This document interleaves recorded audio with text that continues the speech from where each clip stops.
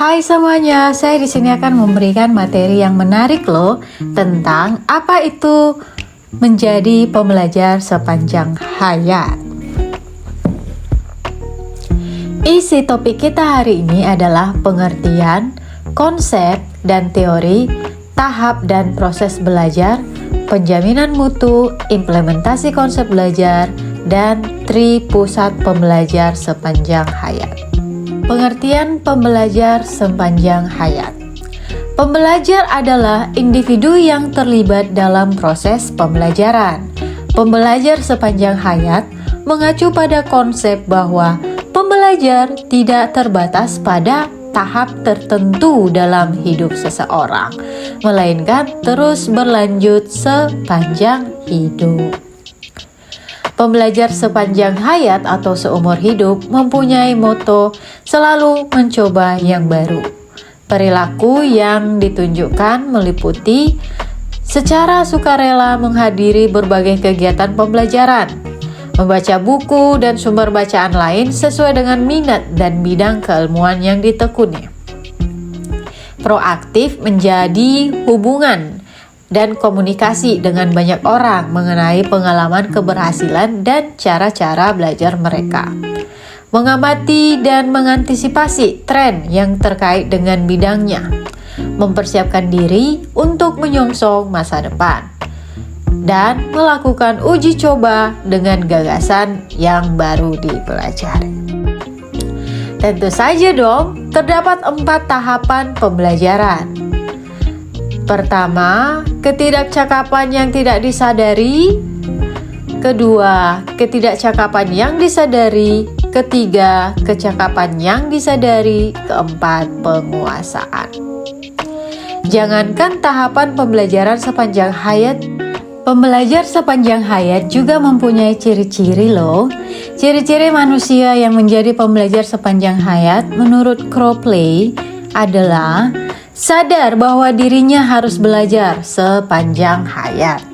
Memiliki pandangan bahwa belajar hal-hal yang baru merupakan cara logis untuk mengatasi masalah. Bersemangat tinggi untuk belajar pada semua level.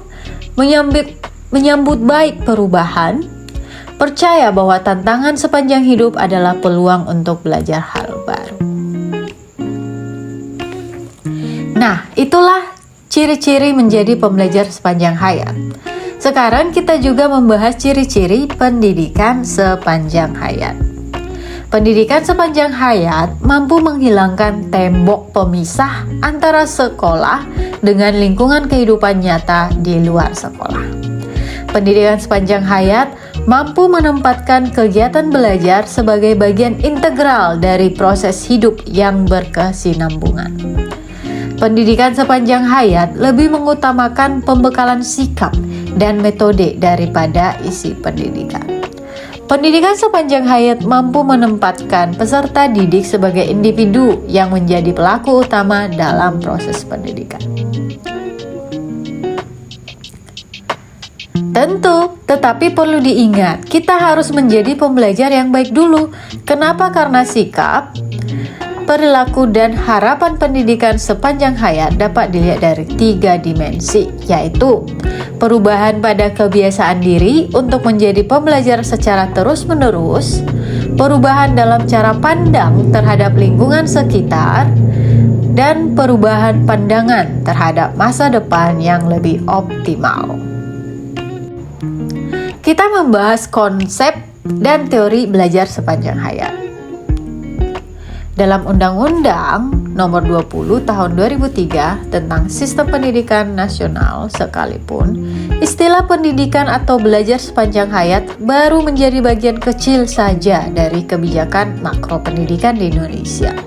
Setiap warga berhak mendapat kesempatan meningkatkan pendidikan sepanjang hayat, serta konsep belajar sepanjang hayat tidak lepas dari proses pembangunan peradaban manusia.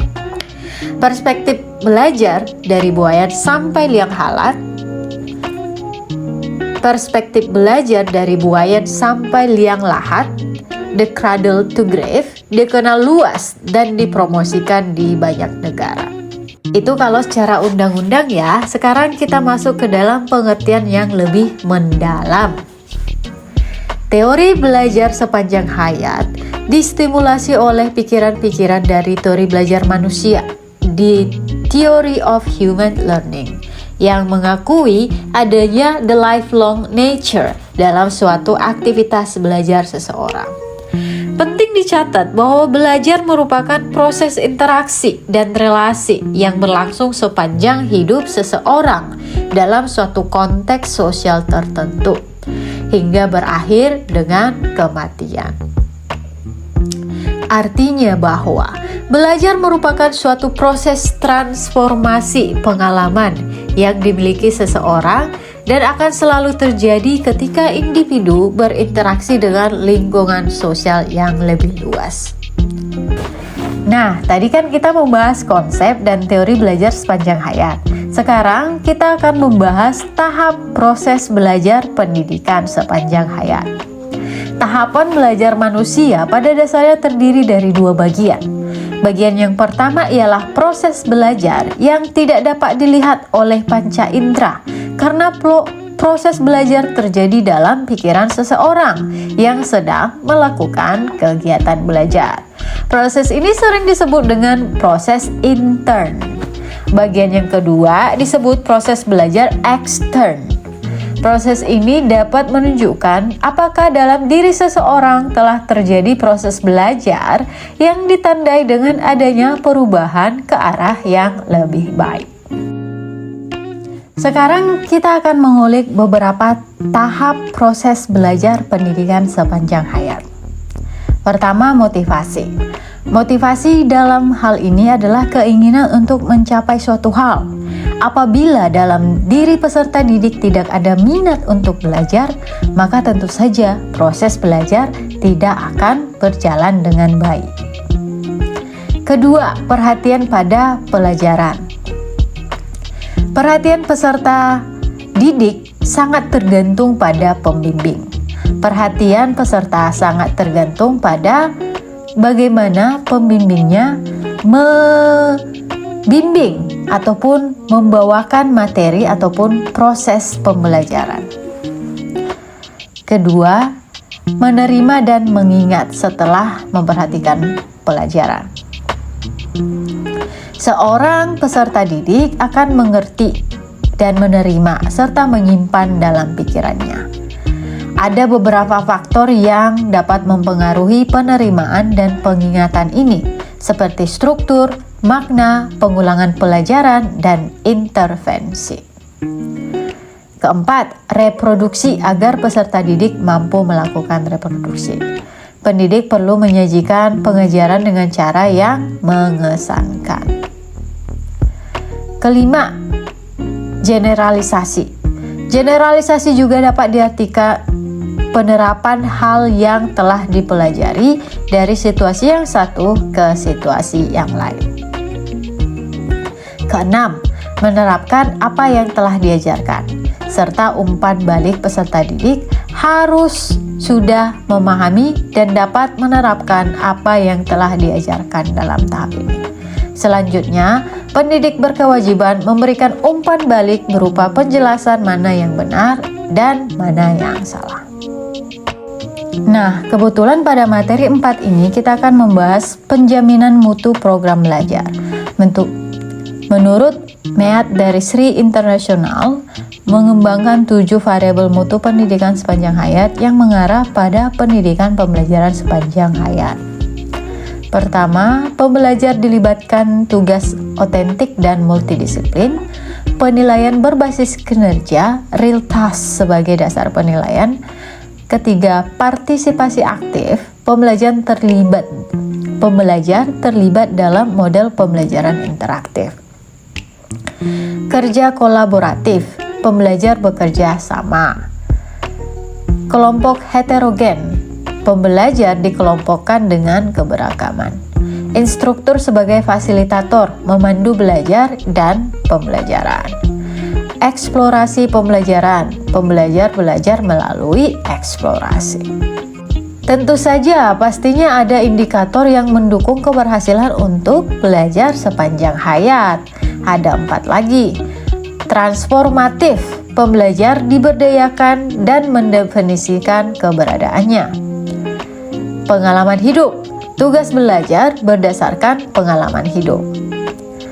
Pemberian penghargaan, keuntungan langsung dari tugas belajar, mengakomodasikan perbedaan, pembelajar sesuai gaya dan preferensi belajar. Nah, pada materi yang sekarang, materi 5, kita akan membahas bagaimana implementasi konsep belajar sepanjang hayat. Implementasi konsep belajar sepanjang hayat ini biasanya tidak membutuhkan orang lain sebagai pembimbing khusus. Mereka mencari sendiri bahan-bahan pelajaran yang mereka butuhkan, mempelajari sendiri, dan mencoba menempatkannya. Konsep belajar sepanjang hayat ini merupakan wahana yang tepat dan tangguh untuk memacu kehidupan masyarakat, kalau dengan salah satu cara dapat diusahakan. Adapun hal yang harus kita perhatikan dalam mengimplementasikan konsep ini sebagai berikut. Pertama, bahwa sebagian besar remaja dan orang dewasa dan orang tua yang aktif dalam kehidupan kemasyarakatan benar-benar mendapatkan pelayanan belajar yang memadai dan relevan dengan kebutuhan mereka sebagai individu dan sebagai anggota masyarakat. Kedua, program-program belajar seperti ini benar-benar dikembangkan dan dilaksanakan. Ketiga, masyarakat remaja, orang dewasa, serta orang tua yang aktif dalam kehidupan kemasyarakatan benar-benar terangsang untuk mengikuti program-program belajar sepanjang hayat.